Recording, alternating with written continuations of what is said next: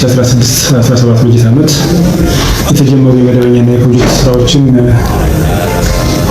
ውጤታማ በሆነ መንገድ እየሰራ ነው የሚገኘው።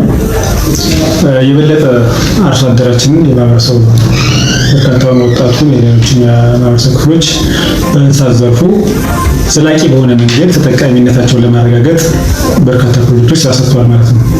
ከዚህ አንጻር በዓለም ባንክ ፕሮጀክት ወይም እንስሳትና ዓሳ ሀብት ልማት በሚባለው ፕሮጀክት ማለት ነው በ11 ሚሊዮን ብር የመኖ ማቀናበሪያ ሼድ በወረዳችን ውስጥ አዲስ ናሙት ቀበሌ ላይ ግንባታውን ስኬታማ በሆነ መንገድ ገንብተን አጠቃለናል ማለት ነው። በዚህም አስተዳደር ምክር ቤቱ ኃላፊነቱን ወስዶ በ1.3 ሚሊዮን ብር ትራንስፎርመር ግዢ ፈጽሞ ያቀረበበት ሁኔታ ያለ ማለት ነው።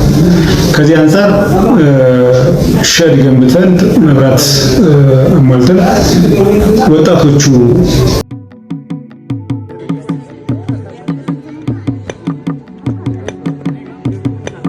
የማናት ልጅ ተወዲያን ነው